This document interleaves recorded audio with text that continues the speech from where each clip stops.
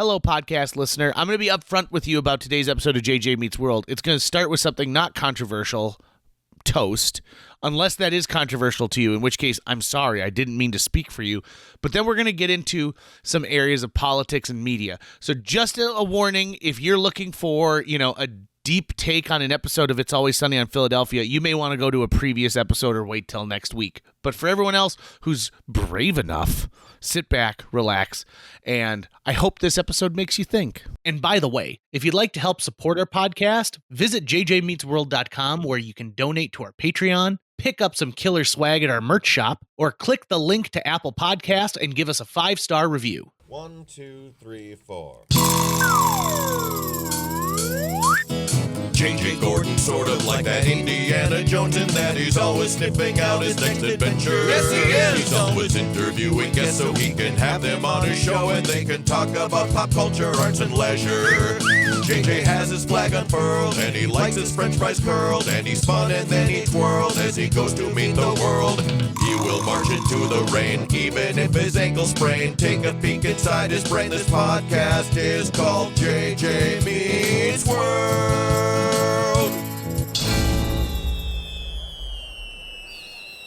JJ, let me get this absolutely straight. Uh-huh. You believe that if I were to set you up with maybe 4 or 5 different pieces of toast in a blind taste test, you could tell me what brand of peanut butter is on each piece of toast? Yeah, absolutely. I could tell the difference between Skippy, Jif, Peter Pan. How many then? How many different? Do we need to do 3, 4, or 5? 4 toasts. 4 toasts? Guess what we're going to do when we move to our new studio? We're going to do it. We're going to get a toaster. We're going to get a toaster. I'll just bring my toaster in. I don't think we'll buy a toaster for the studio. No, we got to buy a toaster for the studio. Because here's the thing. A difference in toast, it makes a big difference in the taste of the peanut butter. Oh, okay. I need 4 pieces that all come out at the exact same time. Well, that makes set sense. to the same number on the dial. Well, of course, but we'll toast it in the studio. That's a given. I'm not toasting it at home. I would just bring a toaster with. Do you have a 4-slice toaster? I don't, but do you? No.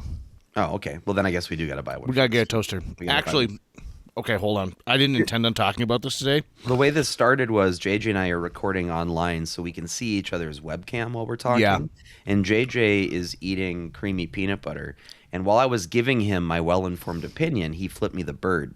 And then I realized that JJ is very confident in how he feels about his knowledge, his taste bud knowledge of peanut butter. And so we're going to do a little taste test. Okay. So I've been saving up for a toaster. And you might be saying, why are you saving up for a toaster? No, that makes perfect sense to me, actually. Maybe someone else out there is asking that, though. So the toaster I want to buy is $250. Jesus Christ! Yeah. What? But here's the reason. Does this have Wi-Fi? It probably does. I haven't looked at that feature, but it probably does. This is why. Of the features it does have, one of it is a peak button. So you push the peak button and it doesn't stop the coil process, the heating process.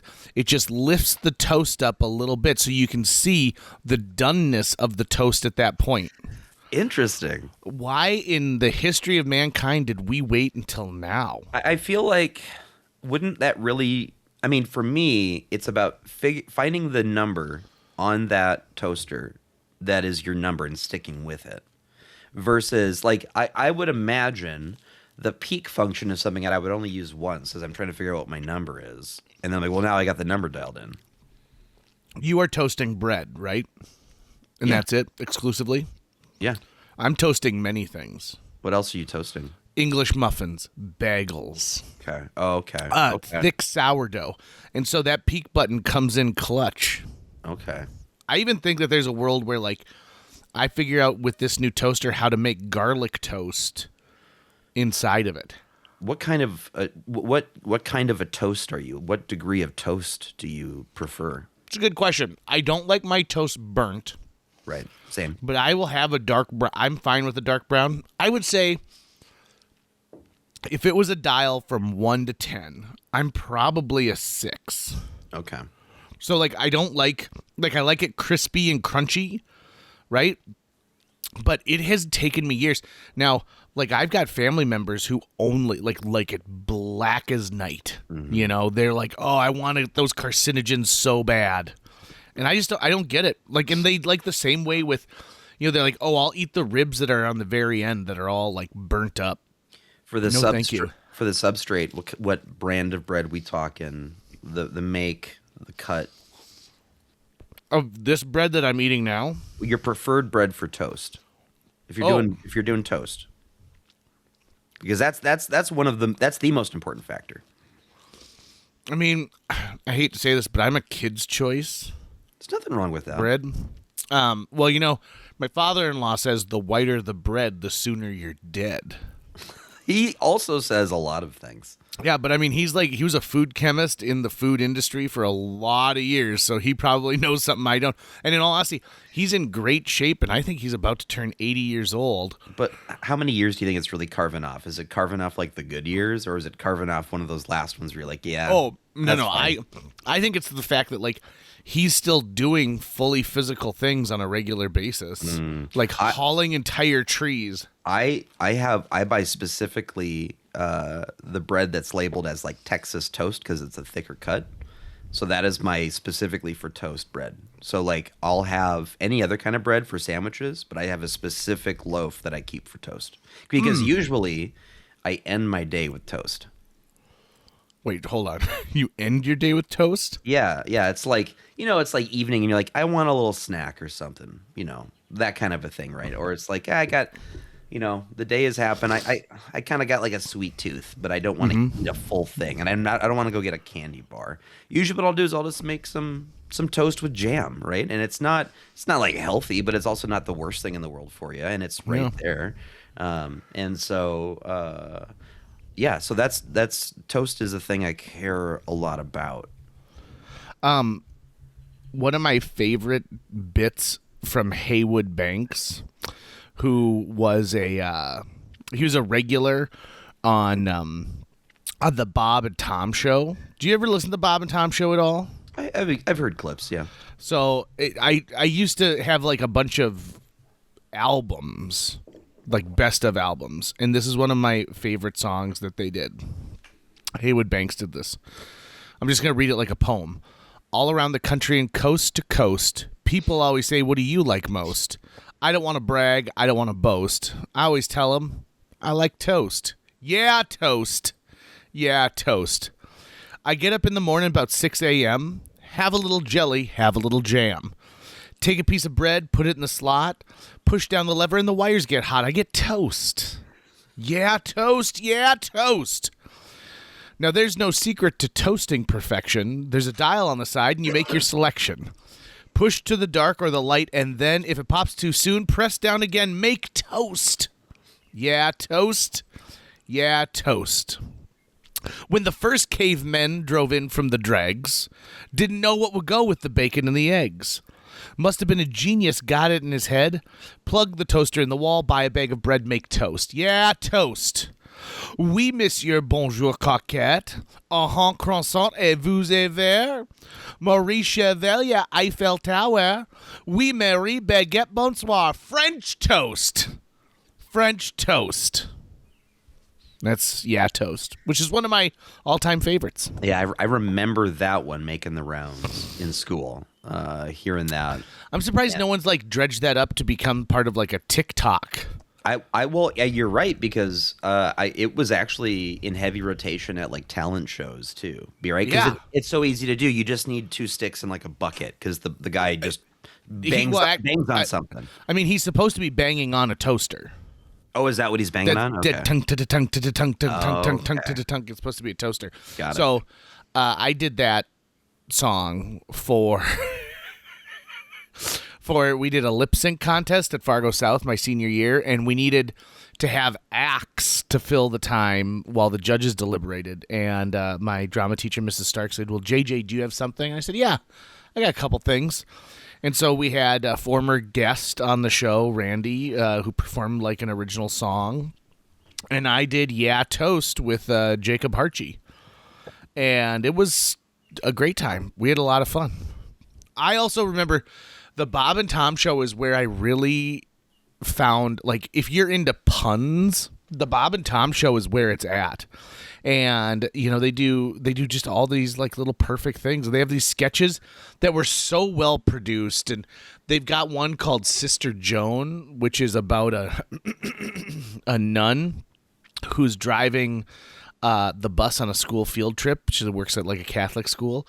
And the bus breaks down in the middle of nowhere, and the hot sun's beating down. And the first person who comes upon the stranded bus is this biker named Snake McGinty.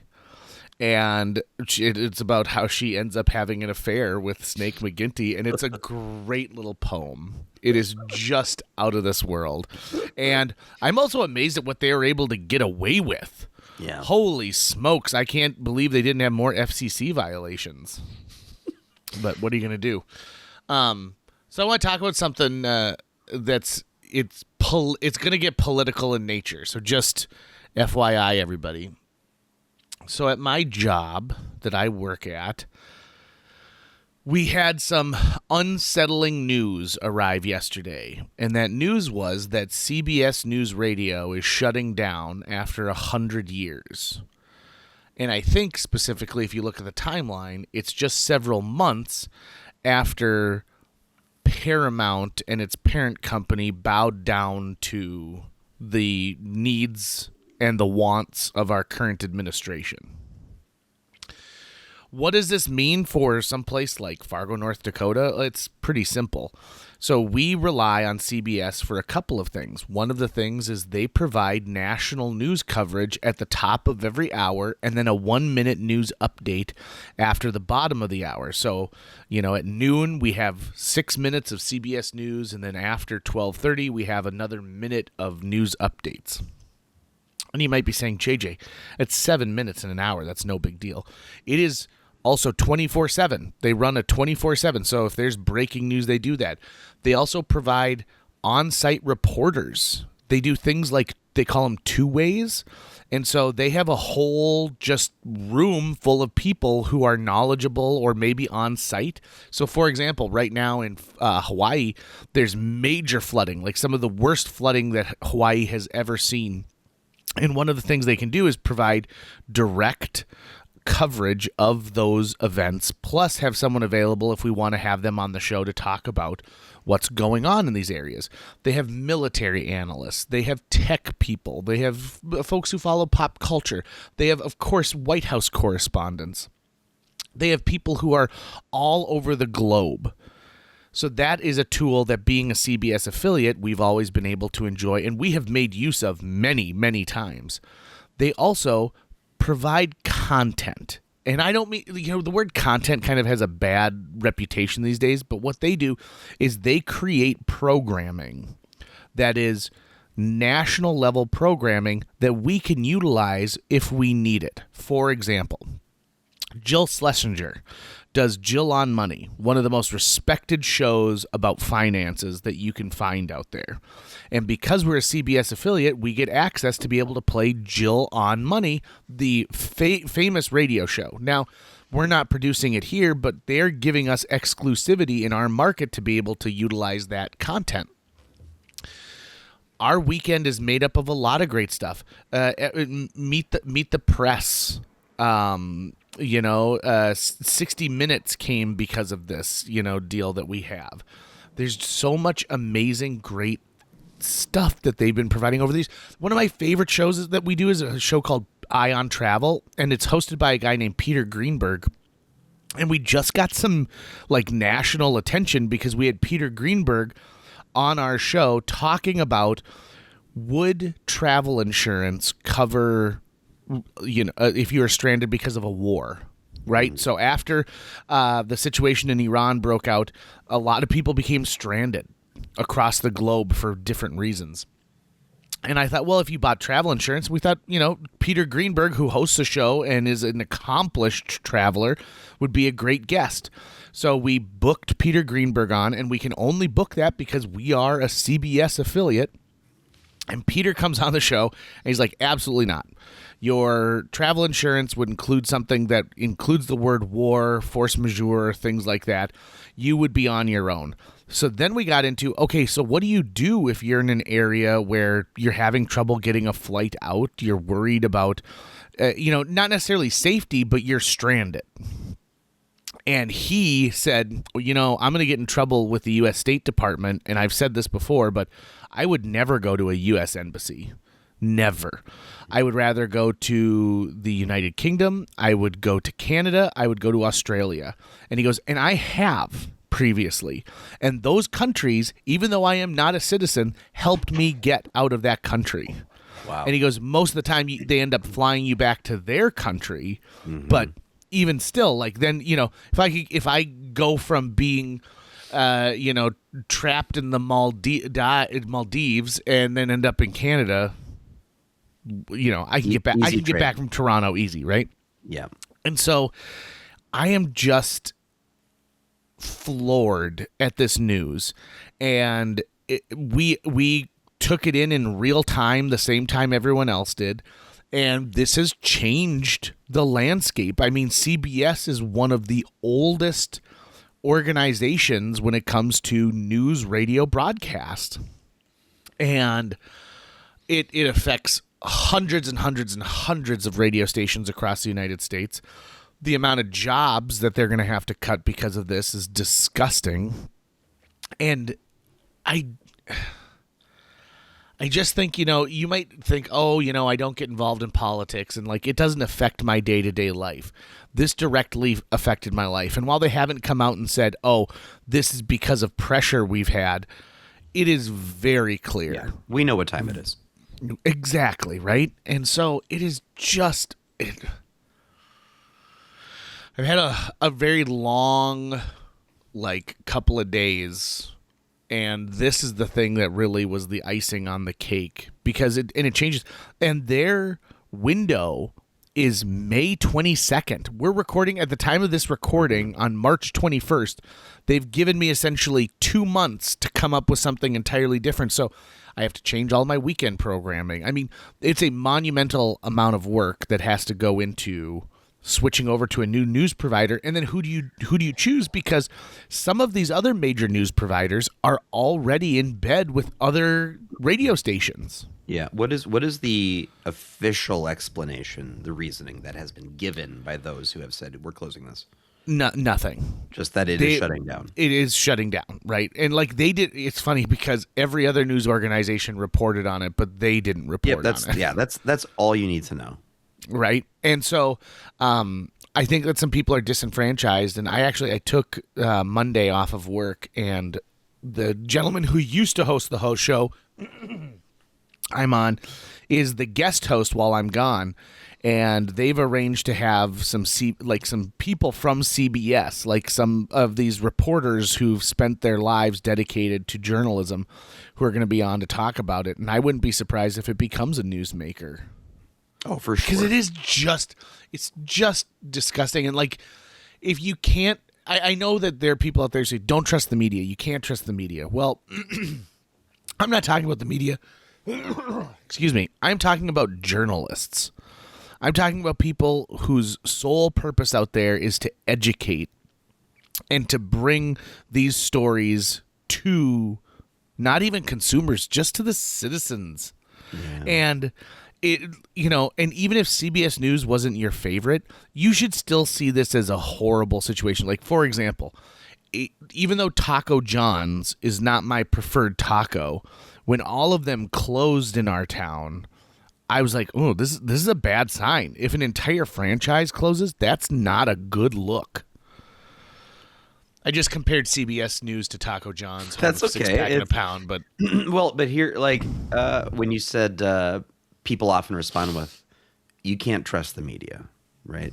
I hear that too. I would challenge anyone who feels like they need to make that as a point to say the next part, which is, who can you trust? because someone who tells you, well, you can't trust the media, you can't trust the government, you can't trust big business. Yeah, you're right, you can't trust them. But then I want to know, okay, but who does this person believe they can trust? And they'll often say the president or their religious leaders or something, and they just name more and more institutions where you have absolutely there's a bias. Where there's a bias, right? You just have a myriad of examples of like what tells you that you can actually trust this thing or not.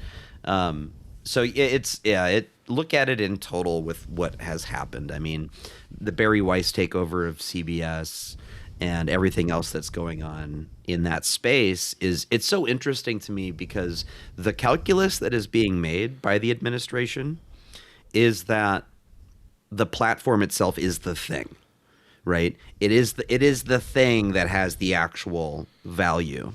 And I would argue that platforms become valuable because of the messages they deliver. And so my expectation is that while I'm against all this, the corporate initiatification and the mergering, I also think that when they do those things, they completely lose sight of what it was that made it valuable in the first place. And I'm not saying it loses its value, but they're not keeping the same thing that they're buying, right? They change it forever. And so and new media pops up all the time. So I am absolutely discouraged that this is happening. I hate the fact that it's happening. I know why it's happening. And so the thing that we need to do is to keep talking about it and keep pointing at it and keep shedding light on it. Would you like to hear what my tinfoil hat theory is? Yeah, it might not even be that crazy, honestly, whatever it is. So Paramount, which is a part of CBS, has been embroiled in what lately? The purchase of HBO, Warner HBO Discovery, right? And when they made their initial offer and Netflix declined it, Warner Brothers declined it, they declined it because they said, there's no way you have enough money. You just did this giant merger. You're cash poor right now. And I bet they are cash poor right now. And what would be an easy way to save a ton of money right away, like immediately go cash positive, if you all of a sudden just don't have to employ 6,000 people and you don't have to be producing a product, and all of a sudden you're like, oh yeah, tough. Yeah. I think that it's a matter of like this frees up a bunch of cash so that they actually can make good on that offer. I think another interesting piece of this too, and I am no expert. I'm just a person who follows the news when I can. So I am regurgitating things that I've read or heard. I can't say, oh, this is proven, but there's my understanding is that so many of the money moves that are being made by allies of the administration, including the Ellingsons and stuff like that, it's all backed by Gulf state money. And most of that Gulf state money is actually currently in danger because of the Iran war, because the Gulf states have been relying on the protection of the United States. Mm-hmm. And one thing that's been happening is that they found out that they actually don't have the protection of the United States from Iran or really anyone else who wants to bomb them. And so it's going to be very, very interesting in this Game of Thrones that we're always watching, right? That us here in Fargo and other people in other parts of the world feel like the best we can do is just watch it happen and maybe vote every once in a while and go, oh God, please don't kill all of us in a nuclear war. And so as this Game of Thrones keeps playing out, it is going to be interesting to see the impact it has on these different types of services. Yeah, I guess that's the end of that thought. But I am always interested in the fact of like, for so long, people who live in our neck of the woods kind of feel like they're in a bubble, right? So to be as simple about it as possible, if Old Navy is popular, we don't have an Old Navy for like 2 years after it's cool to wear Old Navy shirts, right? If there was a song in 1996 that was really popular, it was on the radio in major markets months before it was on the radio for us, right? Like before it became regular play. So we've always been in this weird bubble, which has been good and bad. The bubble contained itself, and so we were insulated a little bit by national financial crisis, right? So maybe everyone here wasn't getting mad into crypto right away, and so when the first crypto bubble burst, we were just getting into it. So you didn't have people who had sunk their entire fortune into it. Well, that is both a loss and a gain, because as crypto starts to get bigger, then we get into it, and now we are following along and we're doing what we need to do. But I don't think that bubble exists anymore. I think the idea that we are not necessarily untouchable, but that we are safe from the workings of national politics, the national economy. Those things are direct. They are here right now. They knock on your door. And this CBS piece is directly one of those. I was taking calls yesterday from people who are calling in saying, I listen to your station all the time. I heard that CBS is done, but they're not saying anything. And I said, yeah, it's absolutely true. And I just, it feels weird. It reminds me of when I went to bed last night. I was thinking of the night of the Fargo riots and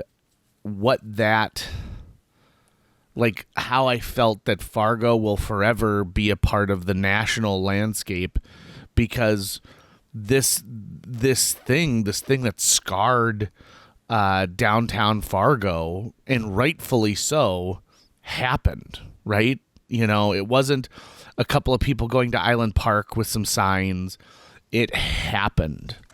So I don't know. I feel constantly in this state of worry now. And I think that I'm not a person who's very anxious. I can get in front of a crowd of 2,000 people and feel just as home as if I were, sitting on my couch. But I do think that my anxiety is starting to peak itself, because I can't stop thinking about, what is tomorrow going to hold? Yeah, I don't mean to make you feel worse, but let me just reinforce that your anxiety is not coming out of nowhere. It's not just being generated by your head. In my opinion, we are living in the most dangerous time that we have experienced right now because of the potential. We're caught in an escalation trap in the Middle East. We have an administration that wishes so much to be just purely fascist and does everything it can to try to live out that fantasy whenever it possibly can. And all these other things that are going on at the same time. AI is booming. The internet is insane. Your body is reacting to its environment.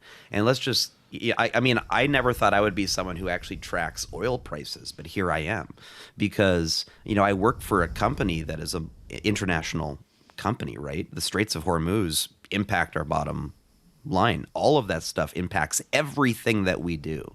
And so, even though I'm this video producer for a vitamin company, things like that and things like AI actually pose some level of existential threat to my career. So you're dealing with an existential threat to your career right now, right? Because, KFGO has been the leader in the ratings locally.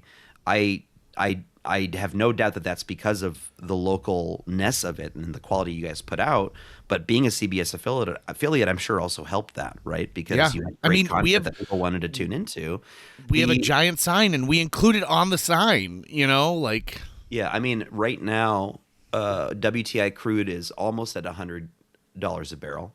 Brent crude is at 112. Murban is at 146. If anyone has been watching season 1 of Landman, you've heard the monologues. Let's just do it that way. On Landman, the characters are saying we need to keep oil between $65 and $87 a barrel. If it gets up to 100, we're fucked. Well, hey, guess where it is, right?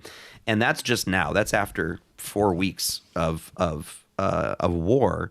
The Pentagon just asked for $200 billion to fund this excursion. That's more than we've given to Ukraine in the entirety of its current conflict. We've given $188 billion to Ukraine. And now the Pentagon wants another $200 billion just for this little old excursion that they refer to, right? Mm-hmm. We are constantly living in a state of someone else going, hey, why are you hitting yourself? And they're taking our hand and they're hitting ourselves with it, right? That is day in and day out. And so we're all feeling it. I'm feeling it at the same way that you are. And I mean, I wish I could go, hey, the midterms are coming up. But even then, it's like, what stems the bleeding? We have so many things going on right now that there's no clear off-ramp to. So how are you and I supposed to be like, let's make our podcast about Monopoly, buddy? Right. I think that the only thing right now that could help us would be a couple of delicious barbecue sandwiches from the historic Moorhead Dairy Queen. Oh, yeah. They're so good, and it's, they, depending on where you are in the country, they call it a barbecue, a sloppy joe, a slush burger, a loose meat sandwich. But it unifies us together as a people because everyone likes how you bite into one and then you pull it back and you've got your why so serious Joker face, but it's delicious, greasy barbecue on your face. Do you think anyone out there has the nickname loose meat sandwich? They go, hey, Yes. loose meat. Yeah, What- 100%. What was the story behind how they got that name? They were okay. So Loose Meat got the name because no one could come up, like all their other friends have nicknames and they didn't, and they commented on one night at the bar and they're like, Beans and Turd Spiker over here all have these great nicknames, but no one calls me anything. They just say, hey, Jeff. And that happened to be the special that was on the little chalkboard that was like, today, You guys ever 2 notice for that 1 Jeff's loose meat always eating sandwich. Jeff's always eating those loose meat sandwiches. You guys notice that? And anytime he's eating a sandwich, that meat is loose as fuck. It's so loose. And so they start calling him Loose Meat. But the thing is that's the nickname that sticks the longest. Like Beans, they stopped. At one point, Beans gets a job selling insurance policies. And he's like, could you guys please call me David from now on? And they're like, okay, David. But Loose Meat kept that name forever. And you know what? I think we're going to change the name of this podcast to Loose Meat Meets World. Loose Meets World. That's going to wrap it up for today's show. If you enjoyed this episode and would like to help us continue to produce new episodes each week, visit jjmeetsworld.com, where you can donate to our Patreon, pick up some swag at the merch shop, or follow our link to Apple Podcasts and leave us a 5-star review.